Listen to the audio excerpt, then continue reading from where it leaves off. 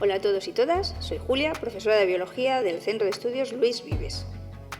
Hoy vamos a resolver el modelo del examen de BAU de Biología correspondiente a la convocatoria del curso del 2023-2024. Vamos a acceder a donde lo tenemos resuelto, ya sabemos, en nuestra página web, pero accedemos a través de internet, nos vamos a Luis Vives y dentro de Luis Vives pues podemos pinchar tanto en el blog como en recursos. Si yo pincho ahora aquí en recursos, me van a salir aquí abajo exámenes resueltos y efectivamente donde pone modelos de exámenes resueltos de selectividad EBAU, pinchamos 2024 y aquí tenemos el de biología. Bien, lo voy a poner en grande y vamos a ver las preguntas y sus soluciones. Lo primero que tenemos que saber es que el modelo sigue siendo un modelo en donde nos ponen 10 preguntas y tenemos que escoger 5. No hay opción A ni opción B, por lo tanto, de las 10 preguntas totales del examen, nosotros escogemos 5 y resolvemos esas 5 nada más. Bien, empezamos con la primera de ellas. Dice, en relación con las sales minerales, indique 2 tipos de funciones que tienen las sales minerales en los seres vivos. Explique brevemente por qué el agua disuelve las sales minerales y en qué consiste el proceso de ósmosis y a través de qué tipo de membrana se produce. ¿Qué es la turgencia celular y en qué condiciones se produce? Como veis, al final de cada pregunta nos ponen la puntuación de ellos, ¿vale? Entonces, todas las preguntas van a valer 2 puntos. Lo que no quiere decir es que todos los apartados tengan la misma puntuación. En este caso, el apartado A y B son 0,5 puntos y el apartado C es 1 punto. Es muy útil y es recomendable el que nos fijemos en estas cosas, ¿vale? Bien, pues indicar 2 tipos de funciones de las sales minerales, si seguís nuestros vídeos habréis visto que yo suelo poner más de 2. ¿Por qué? Pues porque os estoy intentando dar las soluciones posibles que vosotros daríais en un examen. Lo que no quiere decir es que pongáis todas, ¿de acuerdo? Solamente con 2 es suficiente, que es lo que nos pide realmente el ejercicio. Entonces, podemos citar entre las siguientes funciones, pues que son estructurales, ya que van a formar parte de los huesos y dientes. También son reguladoras, porque regulan la presión osmótica, mantienen el potencial eléctrico de las membranas, actúan como soluciones tampón controlando el pH de las células, etc. El apartado B, que nos decía que dijéramos brevemente por qué el agua disuelve las sales minerales, bueno, pues se debe a esa polaridad del agua. Sabemos que el agua es un dipolo, entonces puede orientarse alrededor de los iones, de manera que la carga parcial positiva, que le corresponde al hidrógeno, rodeará a los iones negativos y la carga negativa, que se queda en el oxígeno, rodea a los cationes.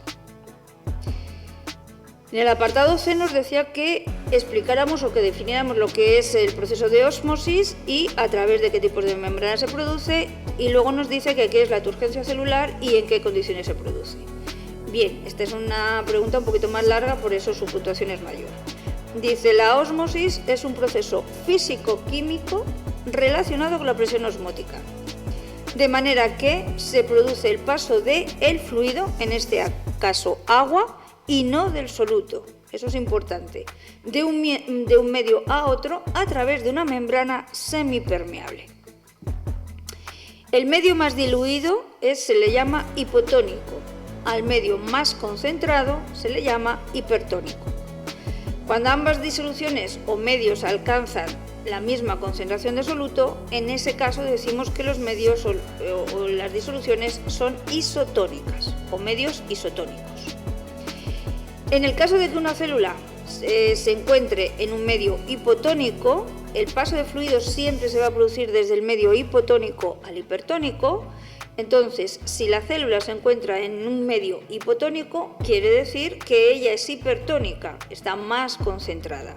¿Qué es lo que va a ocurrir? Que va a entrar agua a través de esa membrana semipermeable, de tal manera que se va a producir un hinchamiento o lo que llamamos turgencia celular. En casos muy extremos, se puede llegar a lo que llamamos lisis celular o citólisis.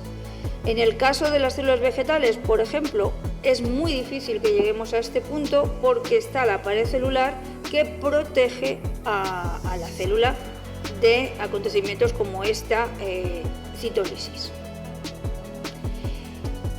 Bien, ejercicio número 2. Dice en relación con la transmisión de la información genética en eucariotas. A. Relaciona el elemento de la columna izquierda con un único proceso de la columna derecha. Y B. Describa brevemente dos diferencias en la replicación del ADN entre procariotas y eucariotas. Vale, tenemos unos acontecimientos en una columna, tenemos 3 procesos en la otra columna y solo hay en cada uno de los elementos de la columna de la izquierda solamente está implicado en un proceso de la columna de la derecha. Por lo tanto, vamos a leerlo. 1. Hebra codificante o informativa. 2. ARN ribosómico 18S. 3. Fragmentos de Okazaki. 4. ARN transferente. 5. Cola de poliadeninas. Y 6. Hebra retardada. ¿Con qué acontecimientos quiere que los relacionemos? A. Con la replicación del ADN. B. Con la transcripción del ADN. O C. Con la traducción del ARN. Bien, pues la hebra codificante o informativa está relacionada con la transcripción del ADN. El ARN ribosómico 18S, la unidad pequeñita del ARN, está relacionada con la traducción del ADN. 3 fragmentos de Okazaki, ahí está relacionado con la replicación del ADN. El ARN transferente 4 está relacionada con la traducción del ARN. La cola de poliadeninas está relacionada con la transcripción del ADN y la hebra retardada está relacionada con la replicación. No tenemos que explicar nada, así que con esa relación es suficiente. B. Dos diferencias. Bueno, pues como de costumbre yo pongo unas cuantas, pero de todas estas que yo he puesto solamente escogeríamos 2 en caso de tener que hacer esta pregunta en un examen. Dentro de las diferencias, por lo tanto, podemos decir: 1. El ADN eucariota lleva asociado histonas, que forman los nucleosomas. Por lo tanto, es más complejo, esta molécula es mucho más compleja, y la duplicación del ADN también. ¿Por qué? Pues porque hay que sincronizar la síntesis del ADN con la síntesis de las histonas que van asociadas. Las células procariotas, al no tener el ADN procariota, al no tener histonas asociadas, es más sencilla su duplicación. Otra diferencia, el ADN es mucho más largo, más grande, es lineal. Entonces, los puntos de origen de la replicación, para que no sea eterno, que sea un proceso muy largo, sino que para que sea un proceso relativamente corto, lo que va a ocurrir es que hay muchos puntos de origen de replicación, muchas burbujas, lo que llamamos replicones, mientras que en el ADN procariota solamente hay una burbuja de replicación, por lo tanto, un solo replicón y un solo origen de replicación. Los fragmentos de Okazaki son más cortos en las células eucariotas. Al haber más replicones, pues las burbujas son más, los fragmentos de Okazaki son más cortos, del orden de unos 100 a 200 nucleótidos, mientras que las células procariotas son más largos, del orden de 1000 a 2000 nucleótidos. Otra diferencia importante son las enzimas implicadas en el proceso. Las enzimas, las ADN polimerasas, que son las que polimerizan la cadena de ADN, en procariotas son la ADN polimerasa 1, la 2 y la 3, ¿vale? Y normalmente son las que nosotros ponemos en los exámenes. Pero tenemos que tener en cuenta que la duplicación del ADN eucariota lleva implícita otro tipo de polimerasas, alfa, beta, gamma, epsilon, más específicas y más concretas. Otra diferencia, la terminación del proceso. En el ADN eucariota, al ser lineal, en los extremos hay unas cosas que se llaman telómeros. Bueno, pues finaliza la replicación cuando llegamos a esos telómeros. En el ADN procariota, como es circular, pues ¿cuándo se va a terminar? Pues cuando se juntan los dos extremos. Y luego la diferencia más evidente de todas, que es la localización física de este proceso de replicación. En procariotas, al no haber núcleo diferenciado, esta replicación se produce en el citoplasma celular, en el citosol concretamente, mientras que en eucariotas, al tener su núcleo diferenciado, la replicación del ADN se produce en el núcleo. Bueno, de todas estas, repito, pondríamos dos. Cualquiera de ellas es válida, no hay una más importante que otras. Pregunta 3. Nos ponen un dibujo y nos van a hacer preguntas referentes a este dibujo. Dice, en relación con la estructura de los cromosomas y la división celular, en la figura se observa una pareja de cromosomas homólogos. A. Clasifica los cromosomas de la figura según la posición del centrómero. Nombre las partes del cromosoma señaladas con los números del 1 al 6. Y B. En la figura se muestran dos genes, A mayúscula minúscula y B mayúscula minúscula. Razone qué posibles gametos formaría un individuo con el genotipo de la figura A mayúscula minúscula, B mayúscula, B minúscula, si durante la profase 1 no se hubiese producido sobrecruzamiento entre ambos genes. Y C. Razone qué posibles gametos formaría el individuo del apartado B si se produjese un sobrecruzamiento en el punto indicado en la figura. Vale, pues empezamos. Los cromosomas nos dice que de qué tipo son en función del centrómero. Como vemos que los brazos son de distinta longitud, son cromosomas submetacéntricos. Con respecto a lo que significa cada uno de los números, 1 es el satélite, 2 son las fibras del cinetocoro, 3 es el centrómero. También se le puede poner constricción primaria. Yo me quedo mejor con el término de centrómero.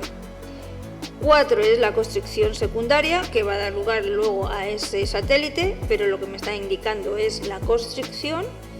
5 es toda una cromatida y 6 son los distintos brazos cromosómicos que salen como consecuencia de esa unión aquí de las cromátidas del centrómero y, como vemos, son de distinta longitud, por eso decíamos antes que es un cromosoma submetacéntrico.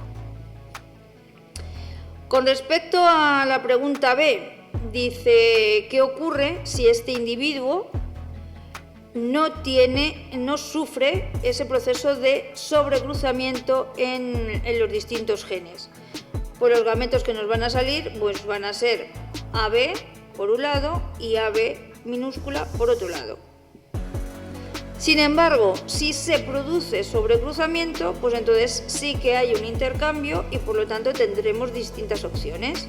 Y tenemos A mayúscula, B minúscula, A mayúscula, B mayúscula, B mayúscula, A minúscula y A minúscula, B minúscula. Tenemos esos 4 posibles gametos si se produjera entrecruzamiento entre ellos.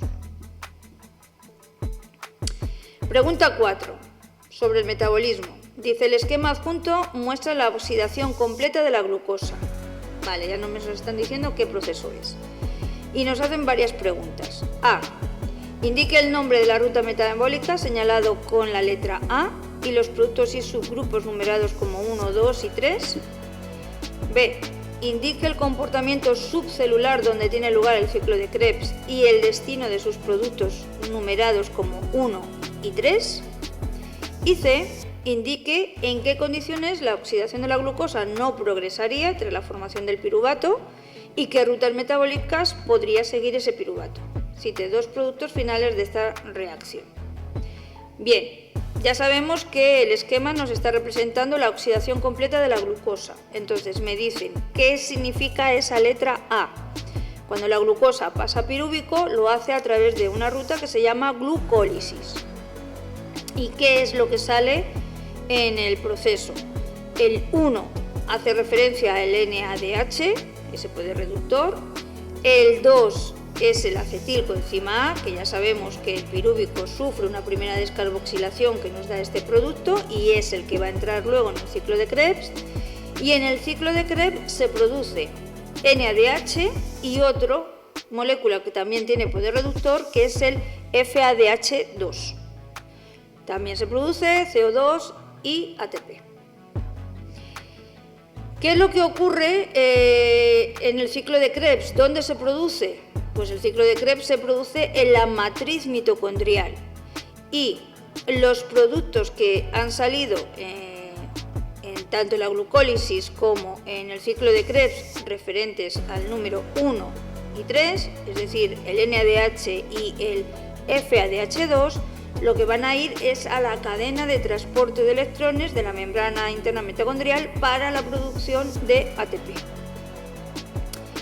¿Qué ocurriría si se produjera este piruvato, no sufriera una descarboxilación, no diera lugar a la formación de acetilcoenzima A, que no entraría en el ciclo de Krebs? Es decir, se interrumpiría por aquí ese proceso. Bueno, pues lo que va a ocurrir en este caso es que se produce fermentación en ausencia de oxígeno. Son fermentaciones en las que no se requiere oxígeno y que se van a llevar a cabo en el citosol. Estas fermentaciones fundamentalmente las hay de dos tipos, que son la alcohólica y la láctica. Entonces, en la fermentación láctica se va a producir lactato y N además, y en la fermentación alcohólica pues se produce etanol, CO2 y N además. Pregunta 5. Dice, en relación con la biotecnología, defina biotecnología, ingeniería genética, y pongo un ejemplo de cada una de ellas. Y B, explique brevemente el proceso de obtención de una bacteria recombinante mediante ingeniería genética. Vale, definición de biotecnología, pues entre otras muchas definiciones podríamos decir que es el uso de material genético de los seres vivos o de sus propiedades en procesos tecnológicos e industriales. Por ejemplo, la fermentación del vino, la fabricación del pan, etc. La ingeniería genética, pues es el conjunto de técnicas usadas para cambiar las características de un organismo modificando su material genético. Por ejemplo, la producción de insulina a partir de Escherichia coli.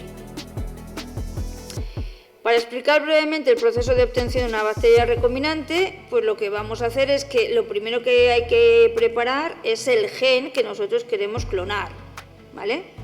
Para ello se van a utilizar unas enzimas especiales que son endonucleasas de restricción. A continuación se preparan los vectores de clonación. ¿Qué son los vectores de clonación? Pues son moléculas de ADN que deben de cumplir una serie de requisitos, y entre ellos es que deben de tener un sitio de corte que es común con lo que hemos cortado anteriormente, para que así las endonucleasas de restricción lo cortan y se puedan unir el fragmento de ADN que nosotros queremos clonar.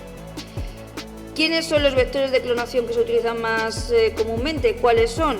Bueno, pues tenemos bacteriófagos, que son virus que llevan la información genética de las bacterias que parasitan. Plásmidos, que son moléculas de ADN bacteriano separadas del ADN bacteriano principal. Retrovirus y adenovirus, que son un tipo de virus que se usan para insertar esos genes en eucariotas. O cosmidos, que son unos híbridos que están formados con partes de material genéticos de un fago, es decir, de un virus que infecta bacterias, y de un plásmido. Una vez que ya tenemos preparado nuestro vector de clonación, lo que hacemos es que se une el gen que queremos clonar al que vamos a llamar inserto en el vector de clonación mediante unas enzimas que son enzimas ligasas. Ya se produce la replicación del ADN, ya lo tenemos todo ligado, y entonces ya procedemos a la replicación del ADN con la transferencia de este ADN, una propagación del cultivo, y ya tenemos, lo único que tenemos que hacer es seleccionar los clones recombinados y ya está. Pasamos a las otras 5 preguntas. Dice B1. En relación con las biomoléculas y sus funciones, relacione las moléculas de la columna de la izquierda con la función biológica que les corresponde a la columna de la derecha. Esto quiere decir que aquí, si tenemos 12 biomoléculas, aquí hay 12 funciones. Y luego, en el apartado B dice, indique una similitud y una diferencia entre cofactor enzimático y coenzima. Bueno, vamos a hacer el primer apartado, que es simplemente relacionar. Decimos, almidón, busco en la lista de la derecha y digo polisacárido de reserva en plantas. Así que 1L. Colesterol, esteroide de las membranas de las células animales, es un lípido. Así que 2H. 3. Ribosa. La ribosa es un monosacárido que es componente del ARN. 3A. FAD. El FAD es una coenzima en las reacciones de redox, así que 4B. Insulina, es una proteína. Vemos en la G que pone proteína con función hormonal, así que 5G. 6. Glucógeno. Pues el glucógeno es un polisacárido. Tenemos aquí 3 polisacáridos, el L ya lo hemos nombrado, L es estructural, no lo es, J polisacárido de reserva en animales. Así que 6J. 7. Quitina. La quitina es un polisacárido también, pero estructural en la pared de los hongos. 8. Inmunoglobulina, proteína de defensa, 8F. 9. Triacilglicérido. Triacilglicérido es un lípido, K. El lípido de reserva energética es la que le corresponde, 9K. 10. Queratina. Proteína filamentosa con función estructural, 10D. 11. Citocromo. El citocromo también es una proteína, pero tiene una función de transportadora de electrones en este caso, así que 11C. Y 12, cera, pues lo único que nos queda, lípido impermeabilizante y protector, así que 12I. Hay que leer atentamente cada uno de los elementos que hay en las columnas para no despistarnos, pero bueno, está bien ajustado. Con respecto a las similitudes y diferencias entre cofactor y enzimático y coenzima, bueno, pues los cofactores y las coenzimas son componentes no proteicos de una enzima, necesarios para que éste funcione bien. Esa sería la similitud más importante entre ambos. Diferencias. El cofactor enzimático puede ser de naturaleza orgánica o inorgánica y se une fuertemente a la coenzima, mientras que la coenzima solo es de naturaleza orgánica y se une débilmente a la apoenzima. No hay que decir más. Bueno, el ejercicio B2 dice, en relación con el código genético, nos dan una secuencia de ARN mensajero y nos piden que traduzca desde el codón de inicio el mensaje genético que contiene, indicando la secuencia y el sentido del péptido. B. ¿Qué repercusión tiene la secuencia de aminoácidos codificada para la secuencia de ARN mensajero la sustitución del uracilo en posición 14 por guanina y la sustitución de la adenina en posición 29 por uracilo? Y C. Explique brevemente qué significa la no ambigüedad del código genético. Y considerando las mutaciones descritas en el apartado A, ¿se ajusta la mutación en posición 14 al concepto de degeneración del código genético? ¿Se ajusta la mutación en posición 29 al concepto de mutación sin sentido? Y tenemos que relacionar las respuestas. Bien.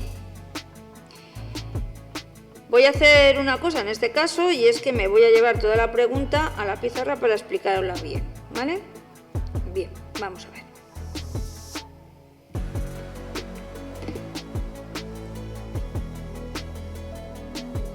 Cojo la pregunta, abrimos la pizarra y lo pegamos aquí. Vale. Nos dice que traduzcamos desde el codón de inicio el mensaje genético que contiene. A ver, el codón de inicio pues lo buscamos aquí y me dice que es la metionina, ¿de acuerdo?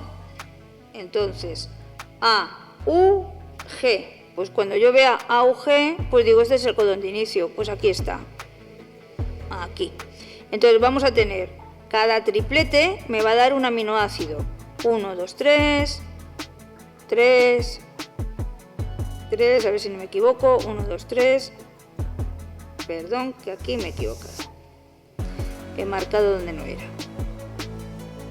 lo voy a hacer bien para que quede más claro. A ver,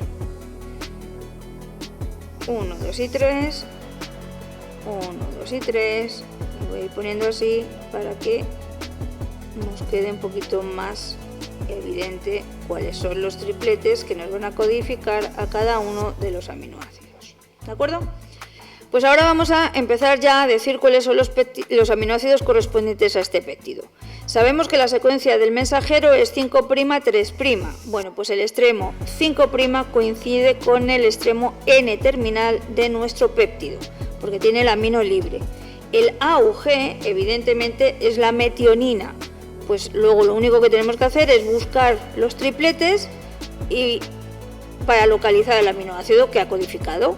Entonces el UAC, U aquí, primer nucleótido, A, segundo nucleótido, C, tercer nucleótido, tirosina, y lo ponemos. UAC, UGC, U otra vez, G y C. Y cisteína, y así seguimos hasta el final, ¿de acuerdo? El final nos lo está marcando una secuencia de stop, por eso se nos acorta. Esta sería la primera respuesta, es decir, buscar la secuencia de los aminoácidos y colocar el aminoácido que está codificado por el triplete correspondiente al mensajero. Bueno, nos dice ahora que qué pasa si en la posición 14 sustituimos un uracilo por la guanina. Pues vamos a ver cuál es la posición 14. Voy a cambiar de color para irlo buscando. 1, 2, 3, 4, 5, 6, 7, 8, 9, 10, 11, 12, 13 y 14. Es este de aquí. Entonces, en vez de tener GUU, vamos a cambiar por GUA. El G, aquí, bueno, el G, U, segundo nucleótido, U, me da la valina. ¿Qué pasa si cambiamos esa U por una A? Pues fijaos, G, U, A, exactamente me da lo mismo. No hay ninguna consecuencia a efectos prácticos. Sin embargo, vamos a ver qué es lo que ocurre cuando estamos en la posición 29. Bueno, pues si este era el 14, 15, 16, 17, 18, 19, 20, 21, 22, 23, 24, 25, 26, 27, 28 y 29. Esta adenina la vamos a cambiar por... por un uracilo. Teníamos el UAA y ahora lo cambiamos por UAU. Vamos a buscar lo que era el UAA. UAA, pues resulta que era stop, es decir, mi péptido acababa aquí. De hecho, este sería el extremo C terminal, porque ya sería el stop, no está codificado. Así que mi péptido empezaría desde aquí hasta aquí, ¿vale? Este sería. Pero vamos a ver qué pasa ahora si cambiamos esa A por una U. U. Anda, pues que se prolonga, es decir, ya no tengo un stop, sino que lo que ha ocurrido es que vuelve a codificar por un aminoácido que es la tirosina, con lo cual la cadena se hace más larga. Entonces nos dice en el apartado C, ¿qué significa la no ambigüedad del código genético? Esta es una de las características fundamentales. El código genético no es ambiguo. ¿Qué es lo que significa esto? Pues que cada triplete me va a dar un aminoácido. Un triplete no me da dos aminoácidos distintos. Por mucho que busquemos aquí, si yo pongo CUA, solamente me va a dar leucina, si no me va a dar otro diferente. Es decir, cada triplete, un aminoácido. No hay más. Y luego nos preguntaba que qué pasaba si se ajusta la mutación en posición 14 al concepto de degeneración del código genético. Otra de las características del código genético es que es degenerado. ¿Qué significa esto? Pues que varios tripletes distintos pueden codificar para el mismo aminoácido. Y lo hemos visto, por ejemplo, cuando se ha producido esa mutación en el nucleótido 14, en el 19. En el 14, tenemos razón.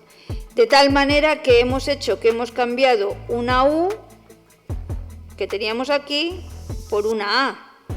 ¿Qué es lo que nos ha ocurrido? Que me ha dado el mismo aminoácido, por lo tanto, esa es una muestra de que el código genético es degenerado. Distintos tripletes codifican para el mismo aminoácido. Sin embargo, ¿qué es lo que ha ocurrido en el 29? ¿Tiene sentido? ¿Es una mutación sin sentido? Nos dice. En este caso no. No, es una mutación que sí va a repercutir en la síntesis de ese péptido. ¿Por qué? Porque pasamos de un codón de stop a un codón que nos va a dar lugar a la tirosina, con lo cual se prolonga. Sí que tendría sentido esta mutación. Bien. Como digo, las explicaciones las tenéis todas aquí, entonces, bueno.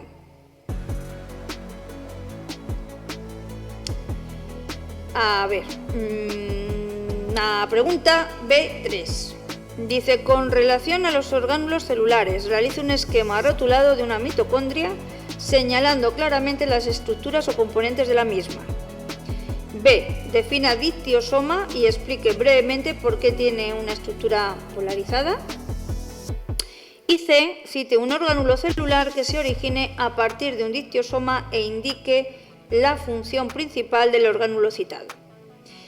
En el apartado A y subrayan esquema rotulado, quiere decir que hay que hacer un dibujo.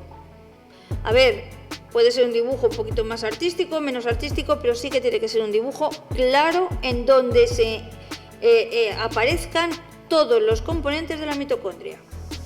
Componentes como membrana externa, membrana interna, espacio intermembrana, matriz mitocondrial, ribosomas mitocondriales, ADN mitocondrial, puedo poner algún gránulo, pero fundamentalmente lo que he nombrado hasta ahora siempre tiene que aparecer.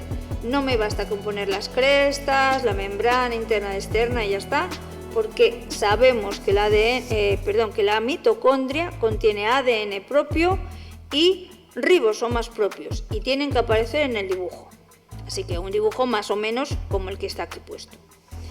Con respecto a lo que es un dictiosoma y por qué tiene una estructura polarizada, bueno, pues cada uno de los conjuntos de los áculos aplastados, que se llaman cisternas, que forman el aparato de Golgi, pues se llaman dictiosomas, ¿vale? ¿Por qué tienen polaridad? Porque hay dos caras, una cara con distinta estructura y función, una cara cis o de formación, donde llega a las vesículas de transición y que está orientada hacia el retículo endoplasmático, y otra cara trans o de maduración, en donde se van a desprender esas por gemación esas vesículas y está orientada a la membrana plasmática.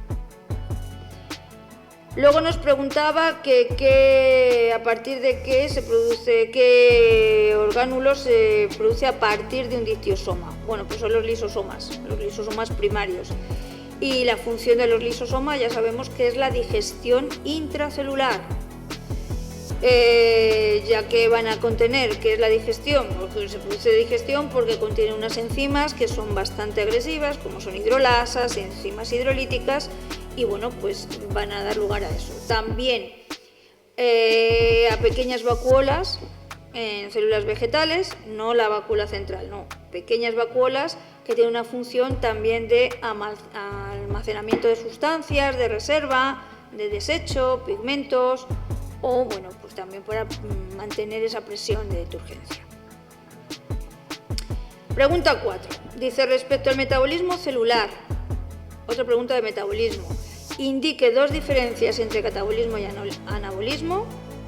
Indique qué producto común se produce la glucólisis, la beta-oxidación de ácidos grasos y el ciclo de Krebs y cuál es su destino metabólico. Y C. Indique dos similitudes y dos diferencias entre la fermentación láctica y la fermentación alcohólica. Bueno, diferencias entre catabolismo y anabolismo. Como de costumbre, yo pongo ahí varias y escogeríamos dos. El catabolismo son reacciones de degradación de moléculas orgánicas complejas para dar moléculas simples, más sencillas, mientras que el anabolismo son reacciones de síntesis de moléculas complejas a partir de moléculas simples. Es decir, con la propia definición ya tenemos una diferencia importante entre catabolismo y anabolismo. Otra diferencia. En el catabolismo se producen reacciones de oxidación fundamentalmente, mientras que en el anabolismo es de reducción. Otra, en el catabolismo se produce energía en forma de ATP y poder reductor, como el NADH o el FADH2, mientras que en el anabolismo se consume ATP y poder reductor.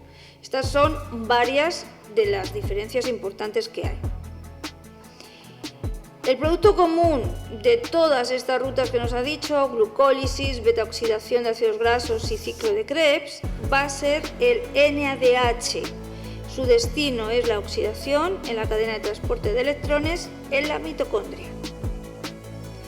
Y luego, por último, similitudes y diferencias entre la fermentación láctica y la alcohólica. Bueno, pues similitudes, los dos tienen lugar en el citosol, se dan en ausencia de oxígeno, se utiliza piruvato procedente de la glucosa como sustrato, el aceptor de electrones no va a ser el oxígeno, sino que es una molécula orgánica, sirven para la regeneración de NAD+. Esas son las similitudes. En cuanto a las diferencias, pues la láctica produce ácido láctico en una sola reacción y la realizan las bacterias ácido lácticas como el Lactobacillus. Se produce en las células musculares y se utiliza para producir también lácteos en la industria alimentaria, pues quesos, yogures, etc. Mientras que la alcohólica, bueno, pues produce etanol en dos reacciones, es realizado por levaduras o se realizan levaduras del género, por ejemplo, Saccharomyces, y se utiliza para la producción de pan, bebidas alcohólicas, etc. Y la última pregunta nos dice, con respecto al sistema inmune, define el concepto de infección y cite un tipo de agente infeccioso. ¿Es necesario un proceso infeccioso para que se produzca la inflamación en un tejido? Razone su respuesta. Y B, cite dos componentes de secreciones que protegen frente a agentes infecciosos. Indique una localización por cada componente. Bueno, la definición de infección, como de costumbre, hay varias definiciones, pero nos valdría una similar a esta. Es la invasión del organismo por un agente patógeno que se multiplica en los tejidos. Un agente infeccioso puede ser un prión, puede ser un virus, una bacteria, un protozoo, un hongo, un helmintos, etc. ¿Es necesario un proceso infeccioso para que se produzca la inflamación? No, no es necesario. Un proceso infeccioso no es necesario que se produzca una infección para desencadenar un proceso infeccioso, ya que esta respuesta inflamatoria se puede producir por otro motivo diferente. Por ejemplo, yo me corto con un papel en un dedo y se me va a producir un proceso de inflamación, y no quiere decir que eso me vaya a conllevar a una infección. O sea que los agentes que provocan esta respuesta inflamatoria pueden ser mecánicos, físicos, químicos, etc., y no necesariamente producidos por un agente infeccioso. Con respecto a dos componentes de secreciones que protegen frente a agentes infecciosos, pues podríamos decir el ácido clorhídrico, por ejemplo, en el estómago, el ácido láctico, en el sudor, en las lágrimas, en el flujo vaginal, ácidos grasos como por ejemplo en la piel o en las glándulas sebáceas, enzimas como la lisocima que se encuentra en la saliva o en la leche, el moco que tenemos en las vías respiratorias y en las urogenitales, las inmunoglobulinas de tipo A que se encuentran en la saliva, en las lágrimas, etcétera, etcétera. O sea que citaríamos dos de toda esta lista. Y hasta aquí el modelo de biología. Espero que os haya podido ayudar con las explicaciones con respecto a lo que nos preguntaban. Y nos vemos en siguientes vídeos. Muchas gracias a todos y todas. Adiós.